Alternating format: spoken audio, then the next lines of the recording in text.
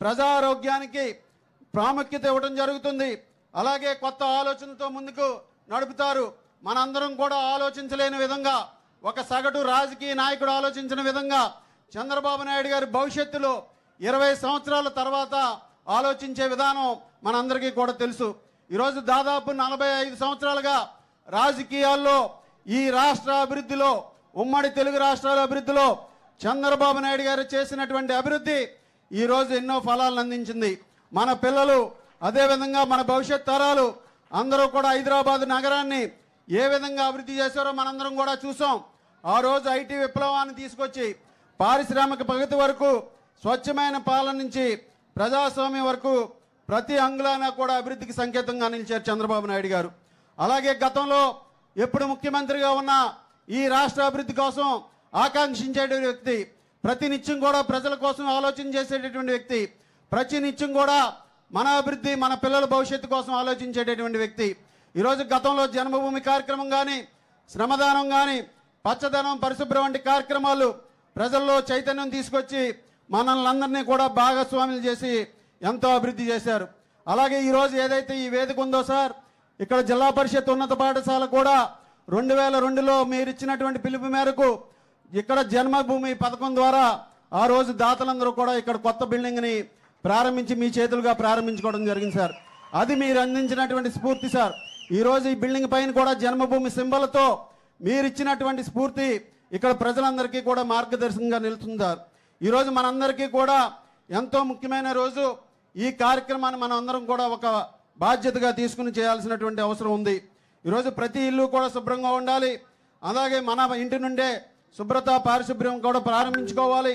ఆ విధంగా ప్లాస్టిక్ వినియోగాన్ని తగ్గించి దీనికి ప్రజలే కాకుండా వ్యాపారస్తులు, చిరు వ్యాపారస్తులు, ఫ్రూట్ వెండర్సు అందరూ కూడా సహకరిస్తే మన పట్టణాన్ని ప్లాస్టిక్ రహిత పట్టణంగా తయారు చేసుకుని మన పిల్లల భవిష్యత్తుని కాపాడే విధంగా ముందుకు వెళ్ళొచ్చని ఈ సందర్భంగా తెలియజేసుకుంటున్నాను.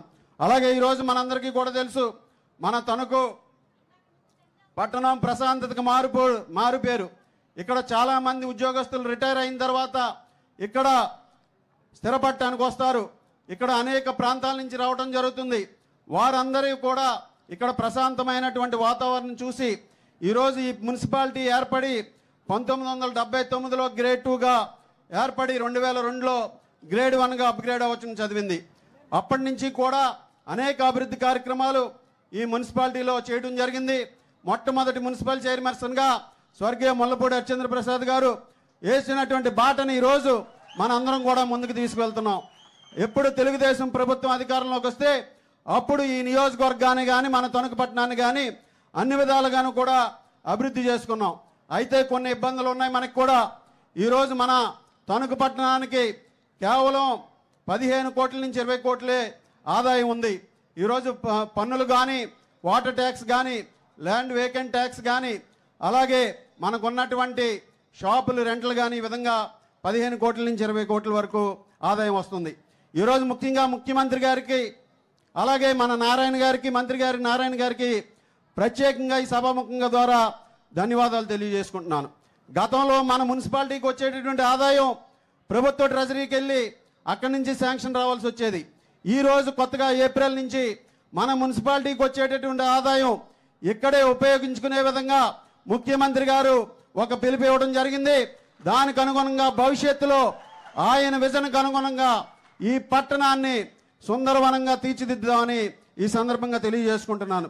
అలాగే మన పట్టణాన్ని పరిశుభ్రంగా, ఆరోగ్యంగా, ఆకర్షణీయంగా తీర్చిదిద్దేందుకు ఇటీవల కాలంలో ప్రతి ఒక్కరూ కూడా భాగస్వాములై దీన్ని సంకల్పం చేసుకుని ప్రతి ఒక్కరూ కూడా ముందుకు వెళ్దామని ఈ సందర్భంగా తెలియజేసుకుంటూ ఈరోజు ఒక మంచి ప్రభుత్వం ఏర్పడింది. కేంద్రంలో నరేంద్ర మోడీ గారు, ఇక్కడ అనుభవజ్ఞులు ముఖ్యమంత్రి చంద్రబాబు నాయుడు గారు, అదేవిధంగా మన పవన్ కళ్యాణ్ గారు, అలాగే ఇక్కడ ప్రజాప్రతినిధులు అందరూ కూడా ఒక కూటమిగా ఒక మంచి పరిపాలనని అందించడం జరుగుతుంది.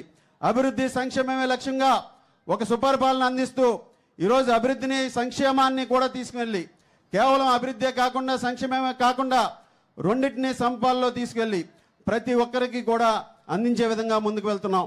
ఈరోజు ఈ ప్రభుత్వం అధికారంలోకి వచ్చిన తర్వాత చంద్రబాబు నాయుడు గారు ఏదైతే హామీలు ఇచ్చారో సూపర్ 6 కార్యక్రమంలో భాగంగా హామీలన్నింటినీ కూడా అమలు చేసే విధంగా ఈరోజు ప్రభుత్వం వెళ్తుంది. భారతదేశంలో ఏ ప్రభుత్వం కూడా ఇవ్వని విధంగా ఈరోజు మనకి ఇక్కడ పెన్షన్ని 4,000 రూపాయలు ఇస్తున్నటువంటి ఏకైక ప్రభుత్వం ఆంధ్రప్రదేశ్ ప్రభుత్వం. ఈ విధంగా మహిళలకి 3 గ్యాస్ సిలిండర్లు కానీ ఏదైతే హామీలు ఇచ్చారో ఆ హామీలన్నీ కూడా అమలు చేస్తూ ముందుకు వెళ్తున్నారు. 5 సంవత్సరాల వైఎస్ఆర్ కాంగ్రెస్ పార్టీ పాలనలో భ్రష్టు పట్టినటువంటి ఈ రాష్ట్రాన్ని అన్ని విధాలుగాను కూడా ముందుకు తీసుకెళ్లే విధంగా ఈరోజు పరిపాలనలో ఈరోజు పరుగులు పెట్టించడం జరుగుతుంది. అటు అమరావతి, ఇటు పోలవరం, అలాగే మన గ్రామాల అభివృద్ధి అన్నీ కూడా ముందుకు తీసుకెళ్లి స్వర్ణాంధ్ర సాధించే విధంగా కూడా ఈరోజు ముఖ్యమంత్రి గారి నాయకత్వంలో పనిచేస్తున్నామని సందర్భంగా తెలియజేసుకుంటూ, రాబోయే రోజుల్లో మన తణుకు పట్టణంలో కూడా అనేక సమస్యలు ఉన్నాయి. మీ అందరి ముందు కూడా ముఖ్యంగా గత ప్రభుత్వంలో ఏదైతే ఇళ్ల స్థలాల పేరుతో వీళ్ళు చేసినటువంటి దోపిడీ అంతా ఇంత కాదు. వైఎస్ఆర్ కాలనీలను పరి చెప్పి సెంటు స్థలాలు ఇస్తామని చెప్పి ఎక్కడో పనికిరాని భూములను ఎక్కడో ఈ తణుకు పట్టణానికి 10 కిలోమీటర్ల దూరం నిడదవోలు నియోజకవర్గంలో ఉన్నటువంటి కాపురం గ్రామంలో 23 ఎకరాలు భూమిని ఎక్విజేషన్ చేసి 1335 మందికి అక్కడ ఇవ్వడం జరిగింది. వాళ్ళ వ్యాపారాల కోసం, వాళ్ళ లాభాల కోసం ఈ భూమిని కొని ఎందుకు పనికిరానటువంటి భూమిని ఇక్కడ పట్టాలుగా ఇవ్వడం జరిగింది సార్. ఆ 1335 కుటుంబాల్లో కూడా ఒక్కరు కూడా ఆ కాలనీలో కట్టుకున్నటువంటి పరిస్థితి లేదు సార్.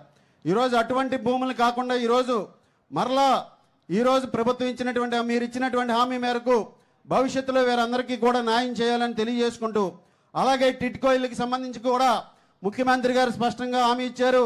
మంత్రి నారాయణ గారు కూడా దాని మీదే పనిచేస్తున్నారు.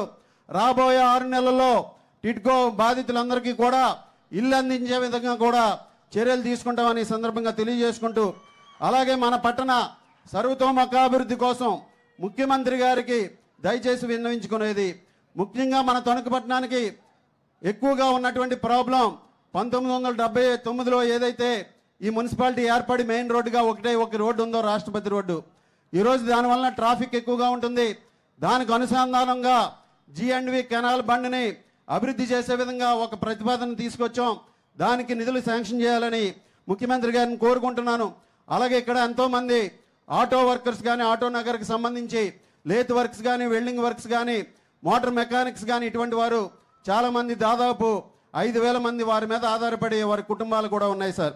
వారికి సంబంధించి గతంలో మీరు 2014లో దానికి 6 కోట్లు శాంక్షన్ చేస్తే ప్రభుత్వం మారిన తర్వాత అది ఆగిపోయినటువంటి పరిస్థితి సార్.